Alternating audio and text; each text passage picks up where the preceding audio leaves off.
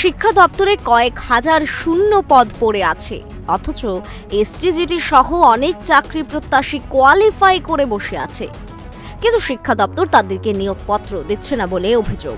এদিকে বিভিন্ন বিদ্যালয়ে প্রচণ্ড শিক্ষক সংকট রয়েছে। বুধবার প্রাতঃবিভাগের শিক্ষক স্বল্পতার কারণে কৈলাসহর রামকমল দ্বাদশ শ্রেণী বিদ্যালয়ে তালা ঝুলিয়ে বিক্ষোভ দেখায় অভিভাবকরা।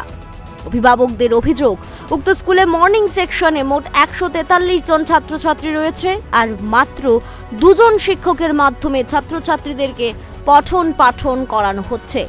প্রথম থেকে পঞ্চম শ্রেণী পর্যন্ত মাত্র 2 জন শিক্ষক দ্বারা পঠন পাঠন আর কতটুকু হবে তা সহজেই অনুমেয়। এছাড়া মর্নিং সেকশনে নেই কোনো প্রধান শিক্ষক। রামকমল স্কুলে স্টুডেন্ট আছে প্লাস শিক্ষকের অভাব। তো আমি ঘটনা শুনে আমি তদন্ত করি যে সেই বিষয়ে ঠিক কি না। আমি তদন্ত করে বুঝতে পারি যে সেখানে স্টুডেন্ট আছে কিন্তু শিক্ষক নেই। কতজন স্টুডেন্ট আছে? 143 জন, কিন্তু 2 জন শিক্ষক আছে। মর্নিং সেকশন সেটা রামকমল স্কুল। তো আমরা কথাবার্তা বললাম সকালবেলা এসে প্রায় 2 ঘন্টা। ওরা আমাদেরকে কোনো আশ্বাস দিতে চাচ্ছে না। ওরা শুধু বলছে আমরা কি করব। এমন করলে কি স্কুল চলে? স্কুল কর্তৃপক্ষ, হ্যাঁ, যারা এখানে আছেন, একটা স্কুলের মধ্যে হেডমাস্টার প্রয়োজন, হেডমাস্টারও নেই। আরও একাধিক সমস্যায় ভুগছে সেই বিদ্যালয়টি।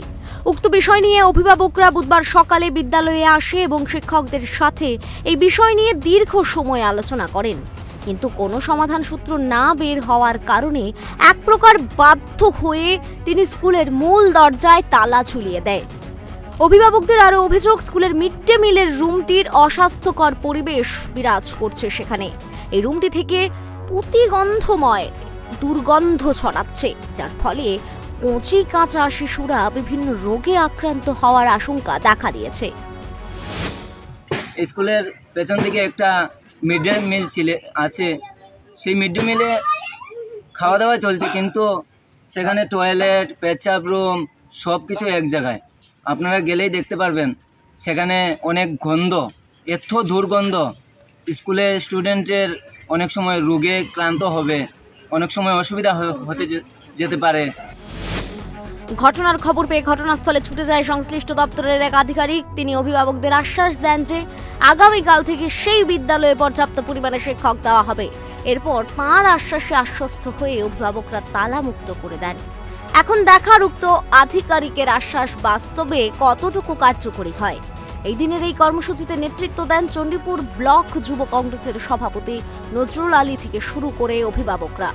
Bureau report, Times 24। গ্যাস, অম্বল, গলা বুক জ্বালা ও পেটের অন্যান্য সমস্যার থেকে সুরক্ষিত থাকতে ব্যবহার করুন গ্যাসনল।